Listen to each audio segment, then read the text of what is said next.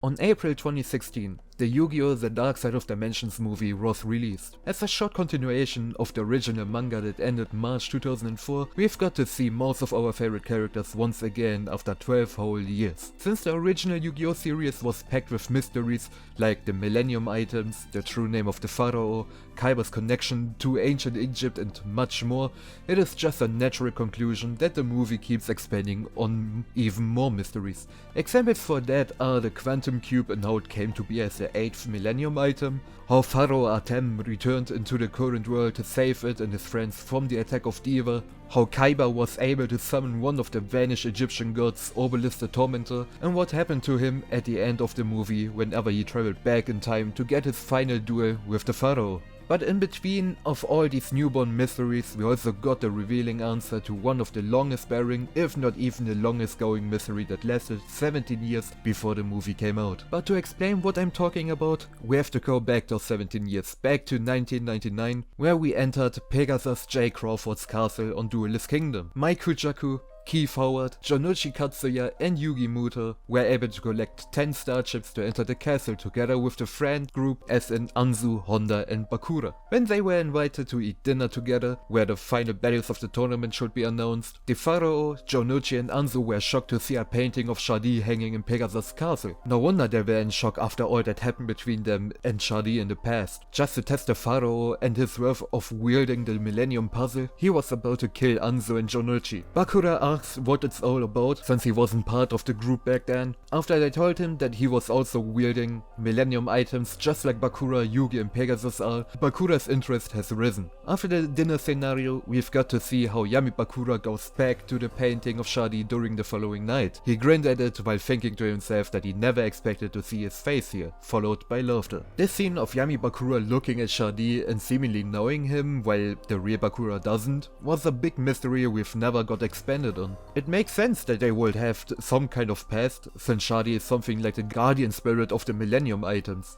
So, how did Bakura get his, and why doesn't he know about Shadi if he got the Millennium Ring? The only explanation we had back then came from the anime, where we were told that he got it from his father, who bought it in Egypt. But that wouldn't explain Yami Bakura's reaction to Shadi. That's where the Dark Side of Dimensions movie comes to play. Diva forced Bakura to remember his time back in Egypt, which Bakura had suppressed because of how traumatic it was. His father went to Egypt to find the Millennium Ring, Bakura followed him secretly, and whenever they entered the Valley of the Kings, they found Shadi with the prana in front of the Millennium Stone. Bakura's father saw the Millennium Ring in there, which he had searched for so long. He asked Shadi what he wanted for it. He gave him a bag full with money. When Shadi answered that he can't buy the ring, Bakura's father said that he would do anything to get it. Shadi replied that he just needs to wear it to see if the ring accepts him, but warns him because there's an evil spirit sealed inside that ring. Bakura's father didn't hesitate to put the ring on and instantaneously suffered an enormous amount of damage that would eventually kill him. Little Bakura, not knowing what was going on, ran to the ring to pick it up for his dad. That was the moment Shadi realized that the ring shoots Bakura as his host. The ring pierced its way through inside Bakura, and the evil spirit Yami Bakura emerged out of Bakura, saying that he had long last found a comfortable vessel and wished Shadi to rest in peace after attacking him with dark power. This attack dealt lethal damage to Shadi. Before he died, he only had the time to give Diva the Quantum Cube and said that the 7 Millennium items will gather into the slate of the Millennium Stone. Yami Bakura was happy seeing Shadi dead. He attacked the prana afterwards and left the valley with the words that he will plunge this world into darkness.